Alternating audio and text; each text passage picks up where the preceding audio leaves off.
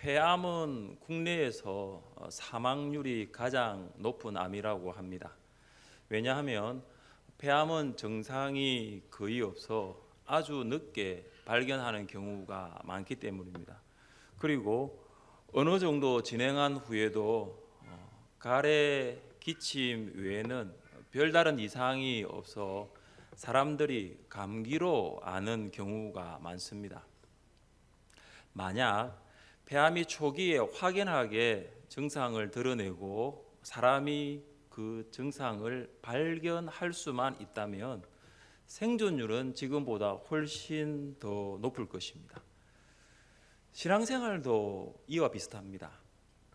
신앙생활을 잘 못하고 있다는 증상들이 있습니다. 말씀과 기도 생활을 거의 하지 않는다는 것은 신앙생활을 제대로 하지 않는 증상들입니다.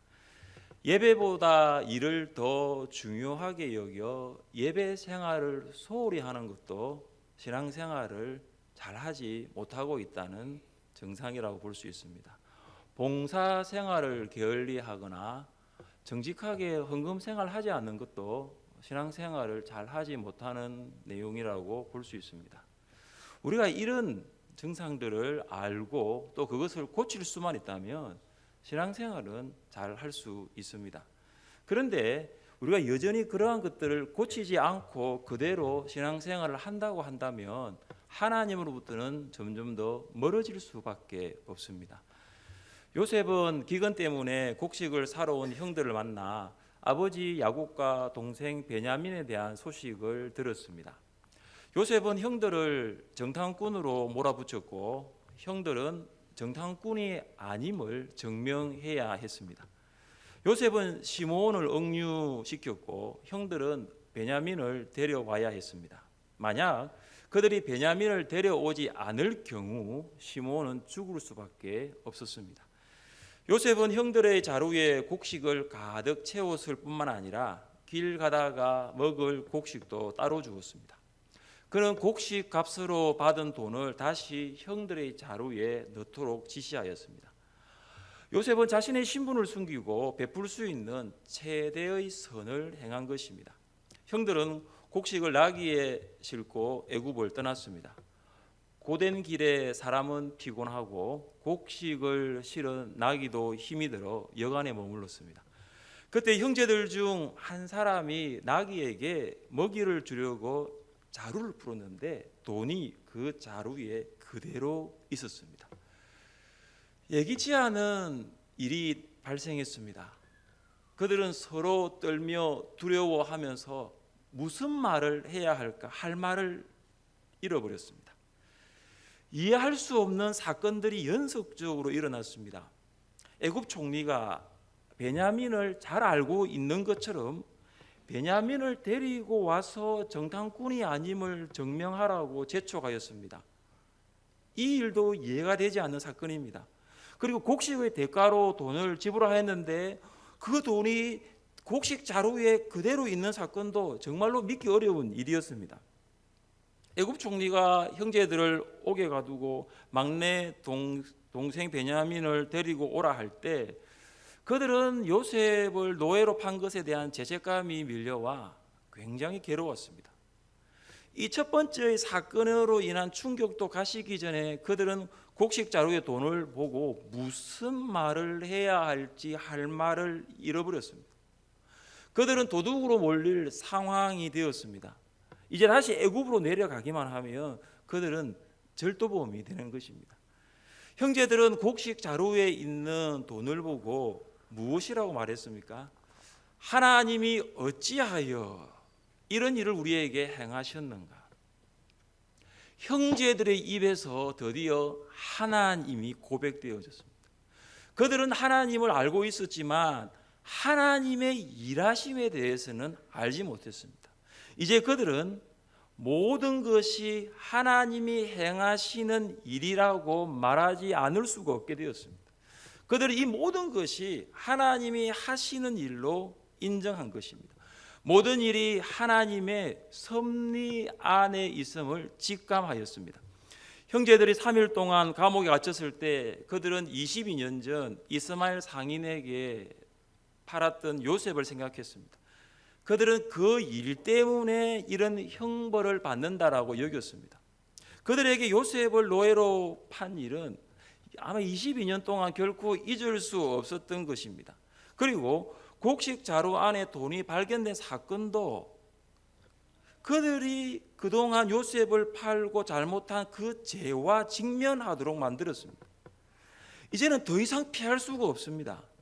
더 이상 과거의 죄를 부인할 수 없게 되었습니다. 연속해서 일어나는 일련의 사건들을 통해서 형제들은 지난날의 잘못을 돌아볼 수 있게 되었습니다.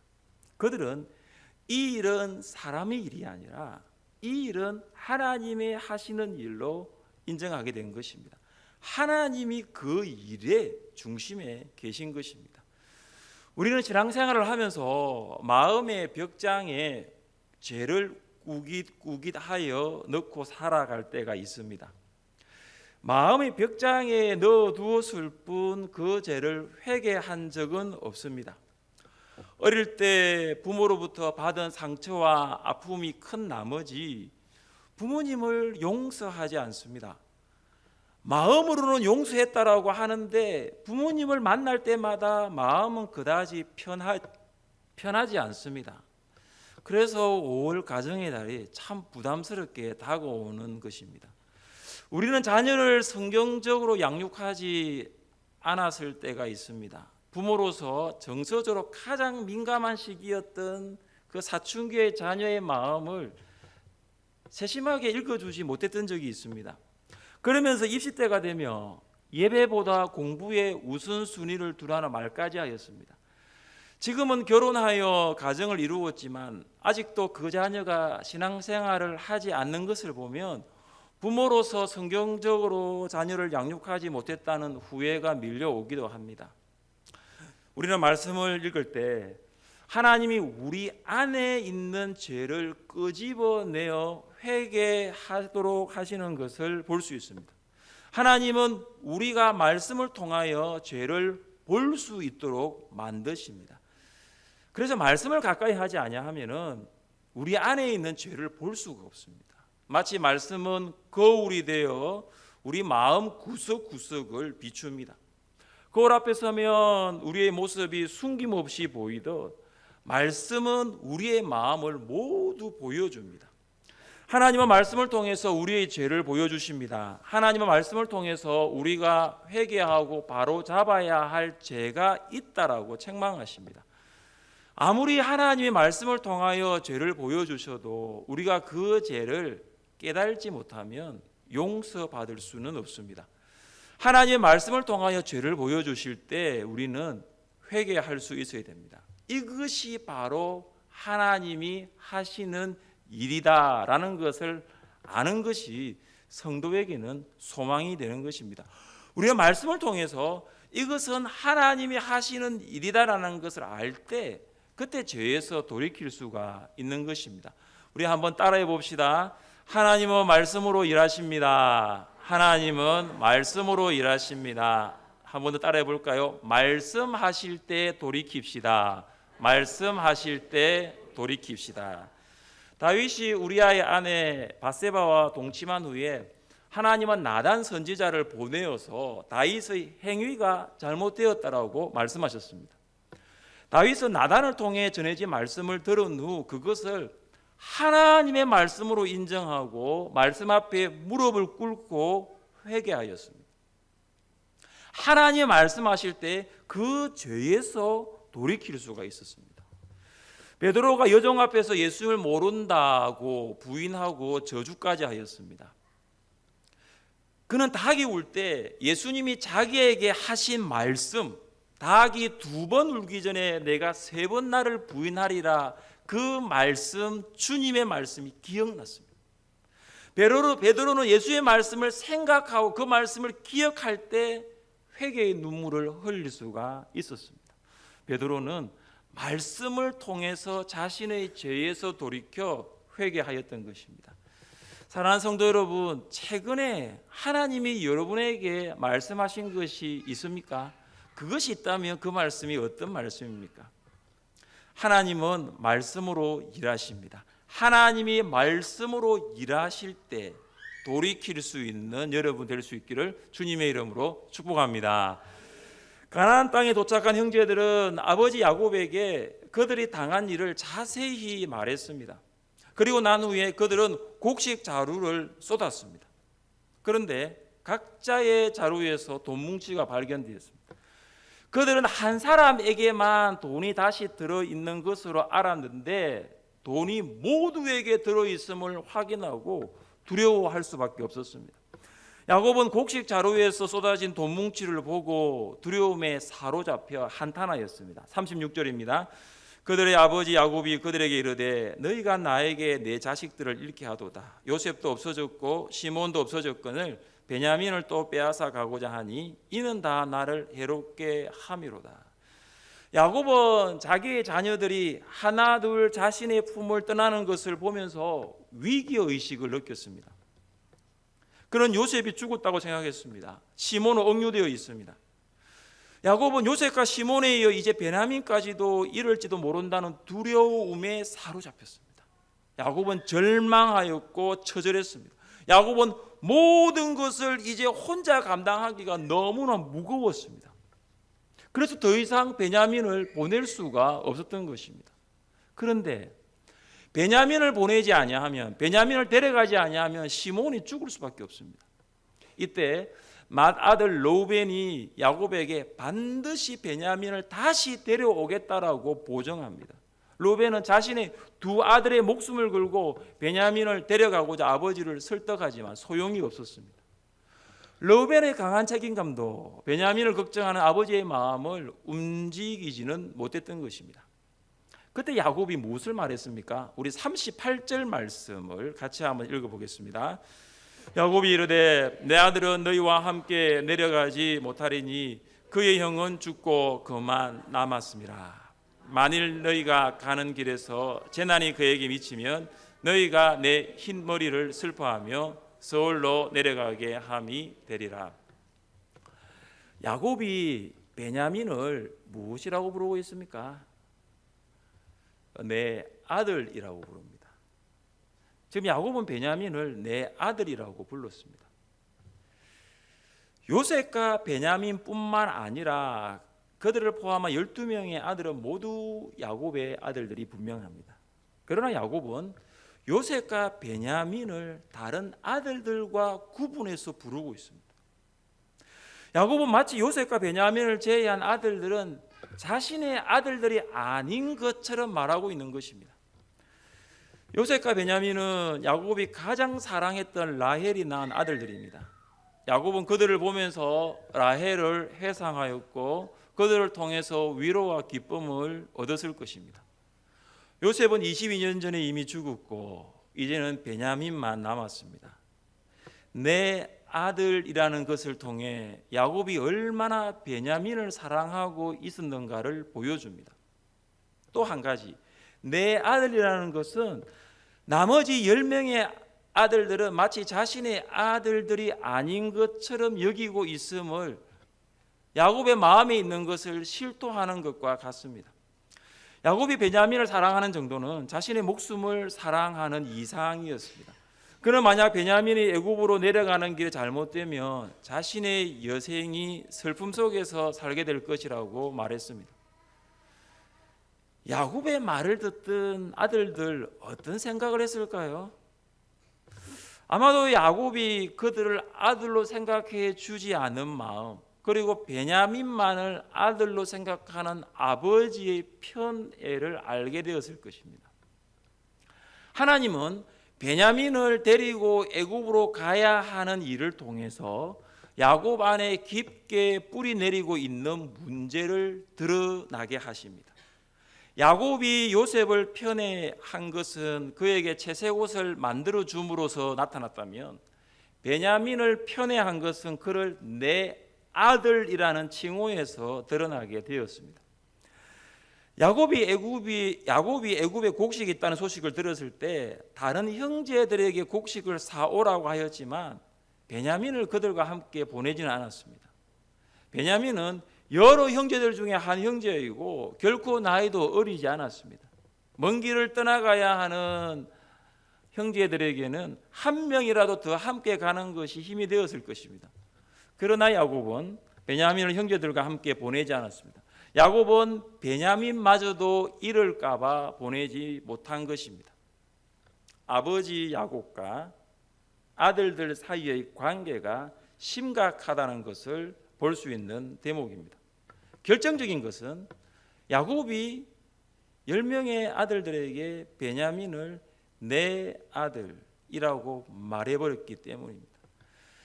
다른 형제들과 요셉의 문제는 아버지 야곱이 요셉만을 편애한 것이었습니다. 야곱이 편애하지 않았더라면 겪지 않아도 될 고통이었습니다.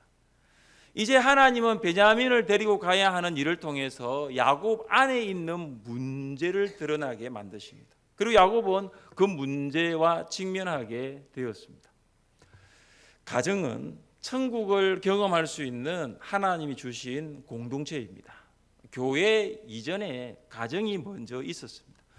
교회는 예수님의 부활과 성천 이후에 하나님이 주신 공동체이지만 가정은 창조 이후에 하나님이 주신 인류 최초의 공동체입니다. 가정은 행복해야 합니다. 가정은 행복한 공동체여야 합니다. 왜냐하면 하나님이 가정을 만드셨기 때문입니다. 하나님이 만드신 것은 실수가 없습니다.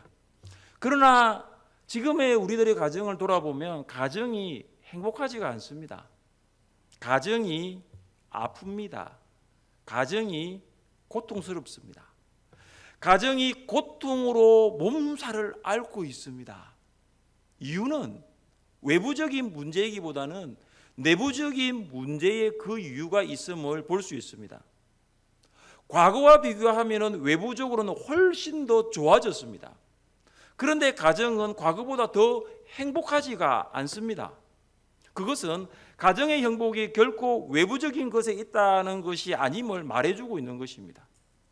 관계의 문제가 내부적인 문제들 중에 가장 큰 것이라고 볼 수 있는 것입니다. 부부의 관계, 부모와 자녀의 관계입니다. 사랑하는 성도 여러분, 야곱의 가정은 행복했습니까? 행복하지 않았습니다. 야곱 가정을 보면 야곱의 자녀들에게 차별 있게 사랑을 베풀었다는 것이 문제의 시작이 되었습니다. 부모도 연약한 사람이기 때문에 더 사랑하고 싶은 자녀가 있을 수 있습니다. 그러나 자녀는 하나님이 주신 기업이고 상급이기 때문에 차별 없이 사랑할 수 있어야 합니다. 하나님이 어떤 자녀에게는 지력을 주시고 어떤 자녀에게는 체력을 주시고 어떤 자녀에게는 재력을 주셨기 때문입니다. 하나님이 각기 주신 능력이 자녀마다 다 다른데 우리는 동일한 기준을 가지고 자녀를 판단할 때가 많이 있다는 것입니다. 부모는 자녀를 하나님이 주신 소중하고 사랑스러운 선물로 바라보아야 합니다. 그러면 부모는 자녀를 향하여 차별 없이 사랑할 수 있습니다. 또한 자녀는 부모님을 마음으로 순종하고 사랑으로 공경해야 합니다. 이제 여러분의 가정에 대해서 묻겠습니다. 야곱의 가정이 행복했습니까? 물으니까 아무 말씀도 안 하시더라고요. 여러분 야곱의 가정을 직접 본 적이 없으니까. 그럼 여러분의 가정은 아시겠죠? 여러분의 가정은 행복하십니까? 두 사람만 말씀하시네요. 왜 행복하지 않을까요? 왜 행복하지 않을까요? 문제가 있다는 것이죠. 문제가 있기 때문에 행복하지 않은 것이죠. 야곱의 가정도 행복하지 않았습니다. 문제가 있었거든요.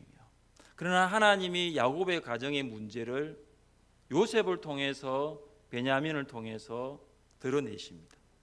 하나님께서 여러분 가정의 문제를 드러나게 하신다면 여러분은 그 문제를 놓고 기도하고 부모와 자녀가 함께 그 문제를 지혜롭게 해결해 나갈 필요가 있습니다. 진솔한 대화를 하십시오.